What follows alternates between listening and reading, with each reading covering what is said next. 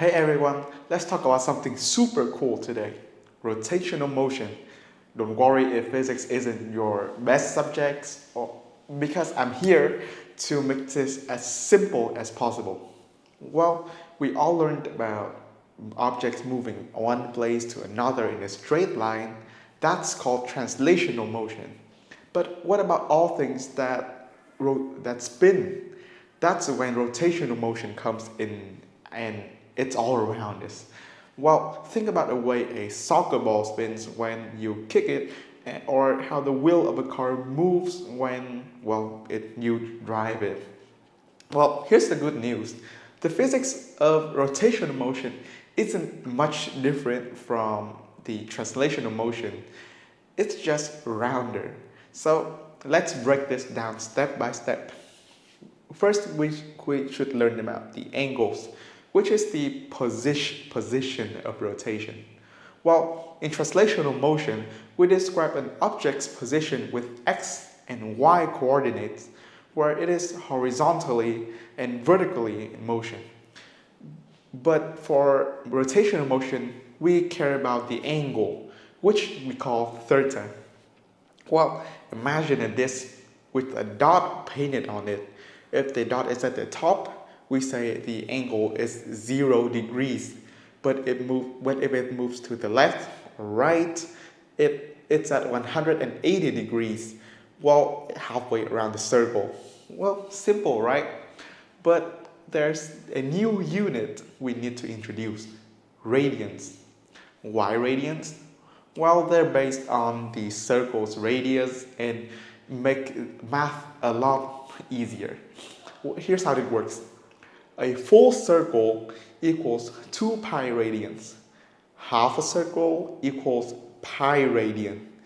Well, to switch from degrees to radians, just multiply the degrees by pi and divide it by 180.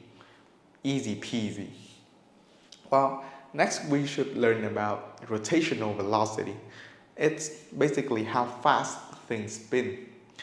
Just like how linear velocity measures how fast something moves, and in a straight line, angular velocity tells us how fast something spins. Well, physics use the letter omega to represent angular velocity. Now, here's the cool part. In angular velocity, it's just a change of angle over time. If a wheel spins 360 degrees in 2 seconds, the angular velocity is 150 degrees per second, or in pi radians per second. But wait, there's more. Well, we can also talk about tangential velocity, which is the speed of a point on the edge of a spinning object. Well, it depends how far the point is from the center. The farther up you go, the faster the point moves. Why? Because it's covering more ground in the same amount of time. Well, and here's the fun fact that might blow your mind. When a wheel rolls along the ground, the point at the very bottom isn't moving. Yep, you heard that right. It's standing still. So, how does this work? The wheel center moves forward at a certain speed, and the top of the wheel moves even faster because it combines the wheel's translational velocity with its rotation.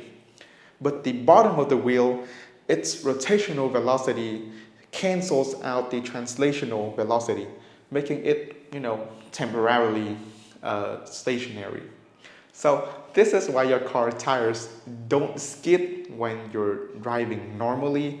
They roll without slipping. That's pretty cool, right? So next we should talk about acceleration. Well, you already know that acceleration is how fast something changes its speed, or it fastens up or slows down in a straight line. Well, for rotating speed objects, it's called angular acceleration, and it's represented by the Greek letter alpha. So angular acceleration is just the rate of change of angular velocity over time. Simple. So there are two types of acceleration to keep in mind. First, radial acceleration. This pulls points on a spinning object toward the center. It's why you feel pushed into your seat on spinning ride at the carnival. Second is tangential acceleration. This is how much a point on the object speeds up or slows down as it spins. So, what have we learned in this lesson? So, rotational motion is like a linear motion, but in circles. Angular velocity and angular acceleration are the key players of the motion. Tangential velocity depends on how far a point is from the center of a rotation. Well, and lastly, rolling without slipping is a special case where the bottom of the wheel stays still relative to the ground.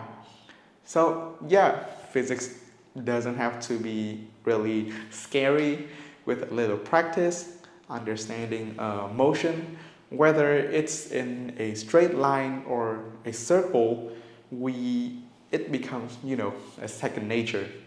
And yeah, and trust me, it will come in handy in the next time you watch a spinning wheel or a soccer ball. So yeah, thanks for sticking with me today, and stay curious, and I will see you in the next videos.